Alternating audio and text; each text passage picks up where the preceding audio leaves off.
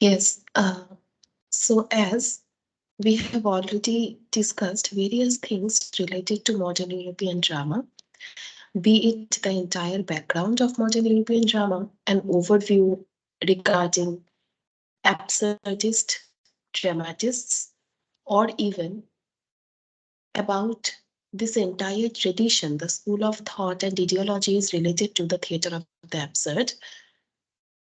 After all these things, it is very pertinent to discuss few important works which can be regarded as the foundational texts that are included within the theatre of the absurd. The theatre of the absurd, that's the school of thought.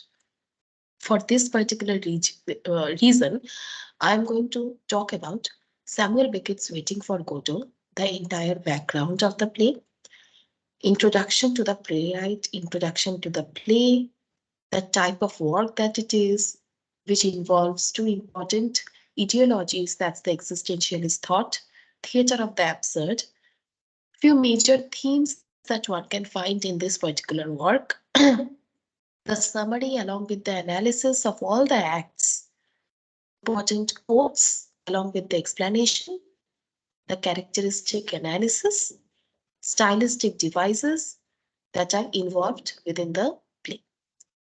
So first of all, starting from the background, which introduces us to the playwright Samuel Beckett, one of the most prominent playwrights included within the theatre of the absurd, the school of thought, Samuel Beckett, and we are going to talk about Samuel Beckett's wonderful work, Waiting for Godot, after receiving a proper introduction regarding the playwright. So Samuel Beckett was born in Dublin, Ireland in 1906, the second son of comfortable middle class parents who were part of the Protestant minority in a predominantly Catholic society.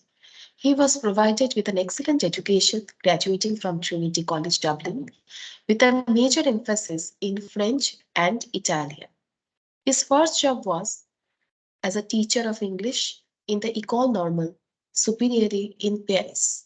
In 1931, he returned to Ireland as a lecturer in French literature, and he received his master's degree in French from Dublin and subsequently returned to Paris as a teacher in 1932.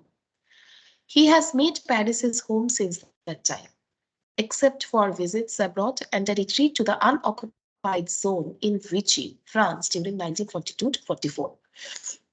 Very importantly, Beckett found teaching uncongenial to his creative activities and soon turned all his attention to writing. During the 1930s and 40s, his writing consisted of critical studies, Proust and others, the poems and two novels, Murphy and Watt, all written in English. In the late 1940s, he changed from writing in English to writing in French. Part of the reason for this was his basic rejection of Ireland as his homeland. When asked why he found Ireland uncongenial, he offered the same explanation that has been given by other famous Irish expatriates, such as Sean O'Casey and James Joyce. He could not tolerate the strict censorship of so many aspects of life, especially the arbitrary censoring of many works of literature by the Catholic Church and the clergymen. In addition, the political situation created an oppressive anti intellectualism. Even after he became famous, he refused to allow some of his plays to be presented in Ireland. In 1958, during the International Theatre Festival in Dublin, a play of his compatriot O'Casey was banned, and Beckett, in protest, withdrew his plays, which has not been sent in Ireland since then. Since the major portion of his dramas were composed in French and first presented in Paris, many critics find difficulty in classifying Beckett's works. Should it be considered a French or an Irish writer? The nature of his characters, even when named Vladimir and Estragon, seems to be more characteristically Irish rather than any other nationality. Essentially, it should be a moot question because Beckett, when composing in French, was his own translator into English and vice versa. Thus, his work do not suffer from another translator's tampering with them, and his great plays now belong to the realm of world literature. Coming to few important works by Samuel Beckett. Firstly, his plays. Waiting for Godot, Endgame, Craps, Last Day, Happy Days, Eleutheria, Beckett's first play, never produced but published posthumously. His short plays, Act Without Words 1 and 2, Act as the story was told, A Joe, Play, Come and Go, Breath, Not I, A Piece of Monologue, Footfalls, Rockabye, Winning Trophy, Rough for Theatre 1 and 2, That Time, What Where. His radio plays, Word and Music, Embers, Cascando, Rough for Radio 1 and 2, his fiction and prose, More Bricks Than Kicks, short stories, Murphy, Mercier, and Camille, What, Molloy, Malone Dies, The Unnameable, How It Is, Ill Seen, Ill Said, Worst Word, Ho, Company.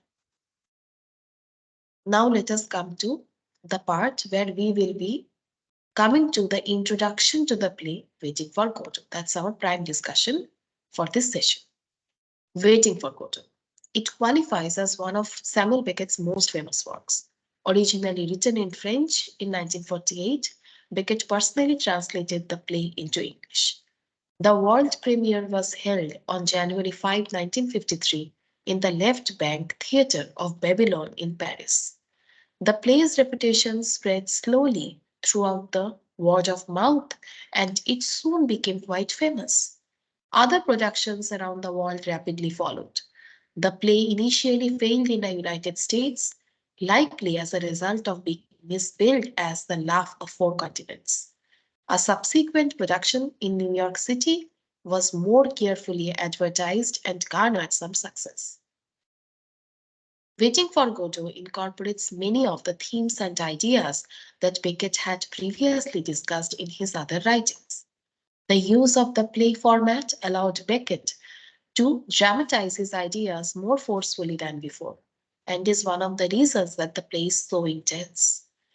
Beckett often focused on the idea of the suffering of being, quote unquote. Most of his play deals with the fact that Estragon and Vladimir are waiting for something to alleviate their boredom.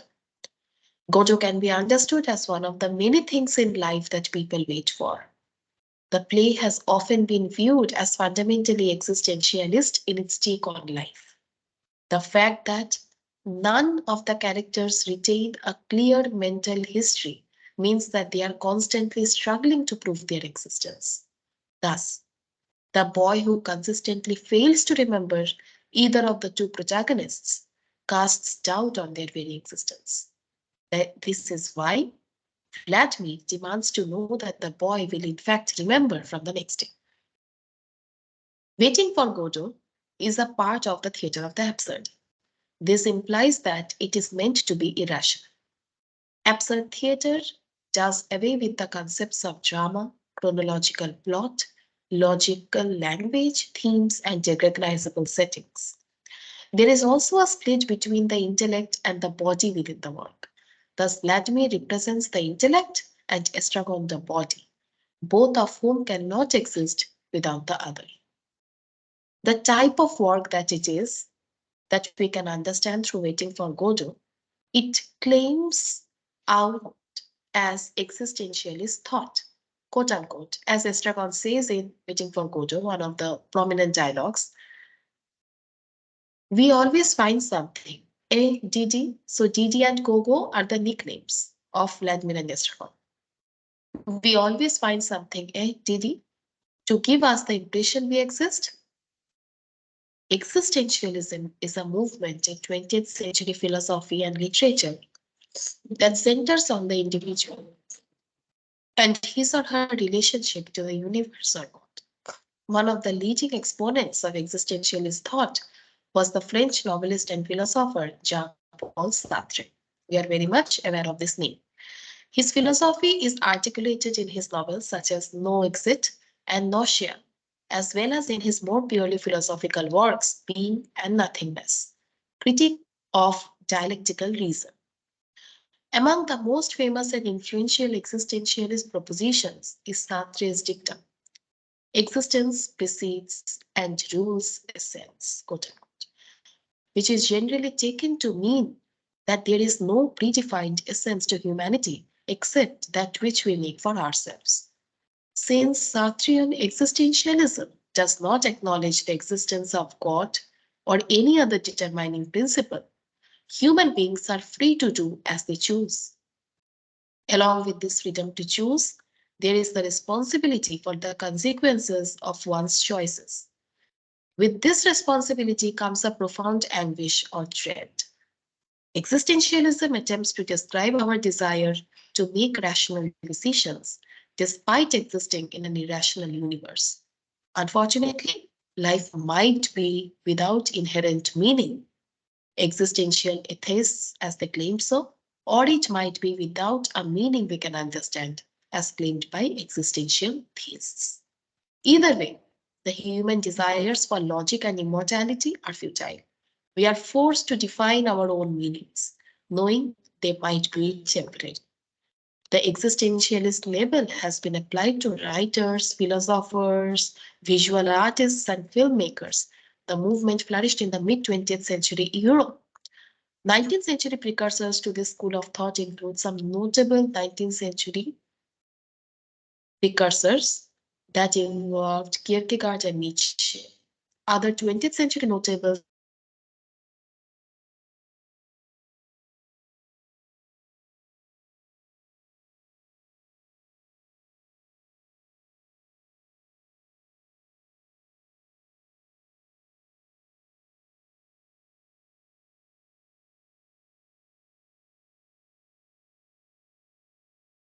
Santra, Godot,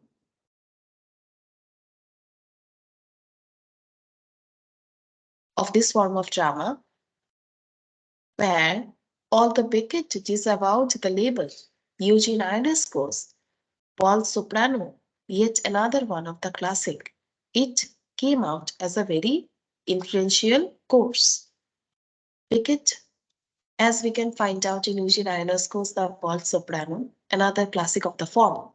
Ionesco's characters sit and talk, repeating the obvious until it sounds like nonsense, underscoring the inadequacy of verbal communication.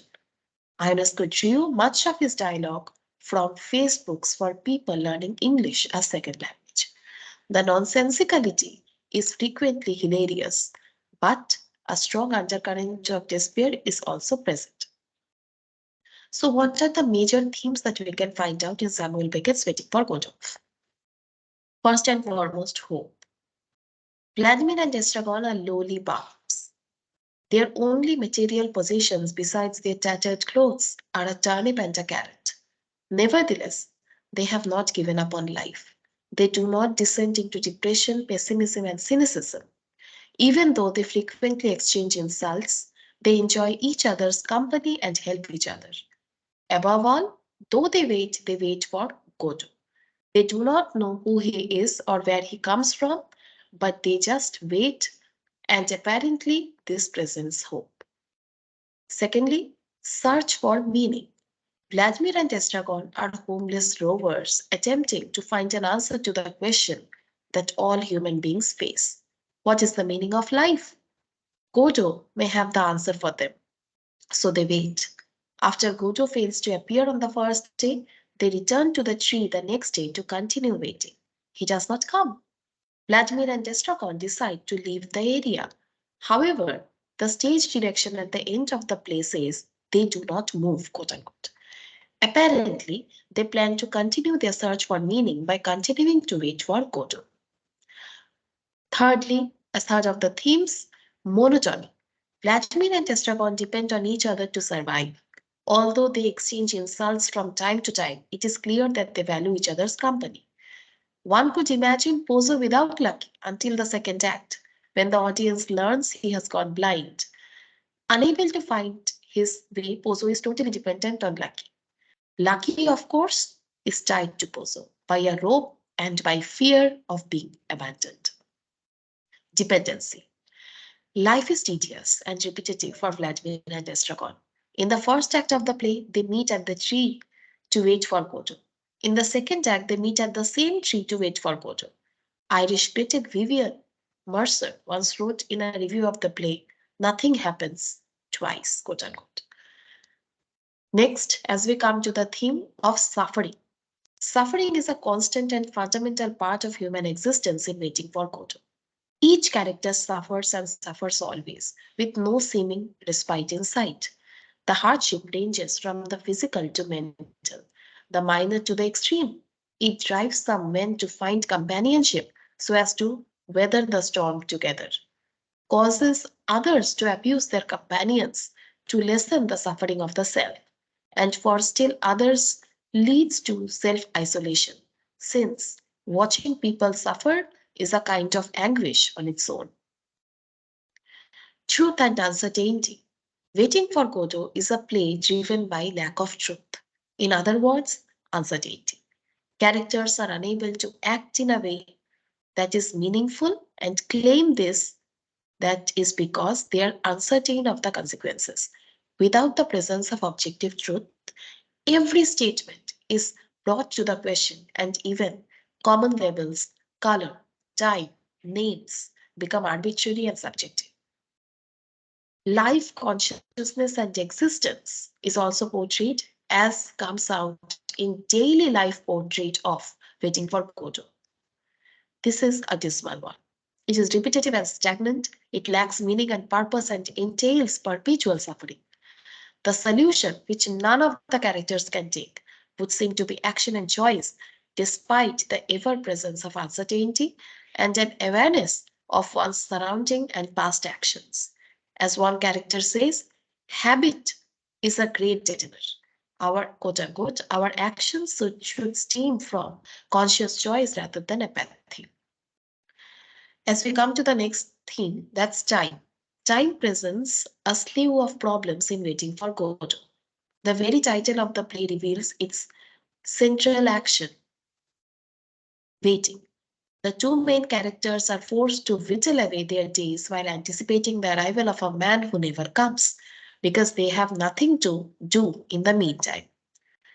Time is a dreaded barrier, a test of their ability to endure, because they repeat the same actions every day. Time is cyclical. That every character seems to have a faulty memory further complicates matters. Time loses meaning when the actions of one day have no relevance or certainty of the next. Freedom and confinement. Every character in Waiting for Godot seems to live in a prison of his own making. Each is confined to a state of passivity and stagnancy by his own inability to act. The one character who is literally the slave of another is more restricted than those who are technically free. In fact, he may be more free because he is at least aware of his imprisonment. Mortality. None of the characters in Waiting for Godot shy away from the fact that death is inevitable. In fact, death becomes at times a solution for the inanity of daily life. The main characters contemplate suicide as though it were harmless as a walk to the grocery store, probably because there is nothing in their life worth sticking around for anyway. They ultimately do not commit suicide because they claim not to have the means, but also because they are uncertain of the result of their attempt. It may work, it may fail. Because they can't be sure of what their action will bring, they decide on no action at all. Religion. It is incompatible with reason in Waiting for Godot. Characters who attempt to understand religion logically are left in the dark, and the system is compared to such absurd banalities as switching bowler, hats, or taking a boot on or off. On and off. Religion is also tied to uncertainty since there is no way of knowing what is objectively true in the realm of faith. Vagueness of choice. Waiting for Godot consists of two men unable to act, move, or think in any significant way, while they kill time waiting for a mysterious man, Godot. The characters fail to realize that this very act of waiting is a choice. Instead, they view it as a mandatory part of their daily routine. Even when these men manage to make a conclusive decision, they can't translate the mental choice into a physical act. They often decide, quote unquote, to leave the stage, only to find that they are unable to move. Such inaction leads to stagnancy and repetition in the seemingly endless cycle of lives. Lastly, as we come to the theme of friendship, it is tricky in waiting for Godot, as each character is fundamentally isolated from every other. Relationships tether between a fear of loneliness and an essential inability to connect. This tension is central to the play. The problems that keep characters apart vary from physical disgust to ego to a fear of others' suffering. As we come towards the analysis of the first act, where we find the introduction of Pozo and Lucky's entrance, it can be analyzed that in the very beginning of the play, we have find that it's an establishment of the relationship between Vladimir and Estragon. Vladimir clearly realizes that Estragon is dependent on him when he tells Estragon that he would be, quote unquote, nothing more than a little heap of bones without him. Vladimir also insists that Estragon would not go far if they parted. This dependency extends even to minute everyday things, as Estragon cannot even take off his boot without the help of Vladimir. The beginning of the play makes Vladimir and Estragon seems interchangeable. For example, one of the characters often repeats a line that he has the other that is being said previously by the one. This happens in the very beginning when two characters switch lines in the dialogue with each other asking, quote unquote, it hurts, and responding, hurts. He wants to know if it hurts. In addition to demonstrating the way that the two characters can be seen as interchangeable, this textual repetition will be found throughout the play as an indicator of repetitiveness of life in general for Vladimir and Estragon. Vladimir's discussion of the story of the two thieves bring up the question of textual uncertainty. He points out the four Gospels present entirely different versions of the story and wonders why one of these versions is accepted as definitive. This question about the reliability of texts might cause the reader or even the audience of the play to question the reliability of this particular text. Also, the repetition of the story by the four Gospels might allude to the repetitiveness of the action of the play. We find in Pozo and Lucky's scene from the first act, as we tend to analyze it, that Pozo's statement about his pipe, that is the second pipe, is never as sweet, quote unquote, as the first. And this can apply to experience in general. It suggests that feelings and events become dull with repetition. Repetition of events in the play is emphasized by further textual repetition. When Vladimir and Estragon have alternate short lines back and forth, Estragon often repeats to himself at the end of a string of lines. This occurs for the first time in exchange, quote unquote, as Estragon says, the circus. Vladimir says, the music hall. Estragon again says, the circus. The same trope will recur several times in a row at the beginning of the second act, always with Estragon repeating to himself. Coming to the particular part where Lucky and Pozo exit to conclusion.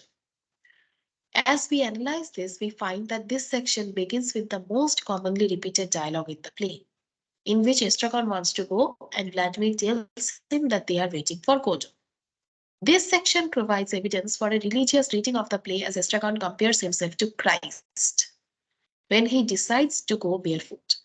When Vladimir tells him not to compare himself to Christ, Estragon responds that, quote unquote, all my life I have compared myself to him. Vladimir's statement that he pretended not to recognize Pozo and Lucky suggests that he has met them before. This indicates that all the actions presented in the first act of the play may have happened before, calling attention to events that occur outside the frame of the play. The same thing occurs when Vladimir asks the boy if he came yesterday, revealing that they were waiting yesterday with the same result. This suggests that the same events have been going on for some time. The two acts of the play are merely two instances in a long pattern of ceaselessly repeating events. Coming to the second act, where we find introduction of Pozo and Lucky's entrance. With this particular analogy, we can find out that Vladimir's song about the dog who stole a crust of bread repeats itself perpetually. The two verses follow each other in succession so that it can be sung forever, although here Vladimir only sings each verse twice. This particular song is the representation of the repeated nature of the play as a whole and of Vladimir and Estragon's circular lives. Like the verses of the song, the events of their lives follow one after another again and again, with no apparent beginning or end. Very importantly, the hat switching incident is another illustration of the endless, often mindless repetition that seems to characterize the play. Like Vladimir's song at the beginning of Act 2, like hat switching could go on perpetually and only stops when Vladimir decides arbitrarily to put an end to it. Vladimir and Estragon's discussion about the noise made by quote unquote all the dead voices brings back the theme of Estragon repeating himself to the end of the string of conversation. As we move on to the Lucky and Pozo scene, it can be analyzed in a way that Vladimir seems to recognize the problem of inaction when he decides that they should help Pozo. He becomes suddenly vehement and shouts, quote unquote, let us not waste our time in idle discourse. Let us do something while we have the chance. This call to action seems like an urgent rally against the trend of inaction he and Estragon have been following throughout the play. However, Vladimir still takes plenty of time to begin to help Pozo to his feet. This suggests that, even with good intention and resolution, the habit of inaction cannot be broken immediately. In this speech, Vladimir also declares that at this very point, quote unquote, all mankind is us, whether we like it or not. This continues the theme of Vladimir and Estragon's representation of mankind as whole and shows that Vladimir is himself aware of this comparison. As Lucky and Pozo exit to conclusion in the second act, it can be analyzed that the dialogue about waiting for Godot has been repeated so many times that even Estragon knows it. Every time he asked Vladimir to go previously, they went through the entire dialogue about why they could not go. However, this time, Estragon, through a miniature version of this dialogue by himself, quote unquote, let's go, we can't, ah. It seems that numerous repetitions of this dialogue have finally impressed its hopeless resolution upon Estragon's mind. So, as we understand the overall play, we can see, although very existentialist in its characterizations, Waiting for Gojo is primarily about hope. The play revolves around Vladimir and Estragon and their pitiful wait for hope to arrive. At various times during the play, hope is constructed as a form of salvation in the personages of Pozo and Lucky, or even as death. The subject of the play quickly becomes an example of how to pass the time in a situation which offers no hope. Thus, the theme of the play is set by the beginning, as Estragon says, nothing to be done. And Vladimir says, I am beginning to come around to that opinion. Although the phrase is used in connection to Estragon's moods here, it is also later used by Vladimir with respect to his hat. Essentially, it describes the hopelessness of their lives. A direct result of this hopelessness is the daily struggle to pass the time. Thus, most of the play is dedicated to devising games which will be helpful to pass the time. This mutual desire also addresses the question of why we stay together. Both Vladimir and Estragon admit to being happier when apart. One of the main reasons that they continue their relationship is that they need one another to pass the time. After Pozo and Lucky leave for the first time, they comment. Vladimir says, that passed the time. Estragon says, it would have passed in any case. And later, when Estragon finds his boots again, Vladimir says, what about trying them? Estragon says, I have tried everything. Vladimir says, no, I mean the boots. Estragon says, would that be a good thing? Then Vladimir says, it would pass the time. I assure you it would be an occupation. Since passing the time is their mutual occupation, Estragon struggles to find games to help them accomplish the goals. Thus, they engage in insulting one another and in asking each other the very question. There are various important dialogues throughout the play that makes us understand the existentialist ideologies and abstract drama in its entirety. Further, if we read the entire drama properly, we can find out a perfect character elaboration of Vladimir and Estragon, Lucky and Pozo. All of them together, the entire play, which is divided into only two acts, Act 1 and Act 4, this greatly brings us to the understanding of certain important questions such as relationship between Didi and Gogo, that's Vladimir and Estragon, even Lucky and Pozo, or if we talk about how imagery, allusion, and symbolism becomes very important part of the play. How does Waiting for Godot reflect an existential view of human reality? And what sort of answers would be there to fit for the important questions that arise from the continuous, repetitive, cyclical discourses of Lucky and Pozo and Vladimir and Estragon? With this, I would like to come towards the end of this particular discussion related to Waiting for Godot, that is, of course, regarded as one of the foundational texts within the school of thought of theater of the absurd propounded by Martin Esslin at the very beginning. Thank you.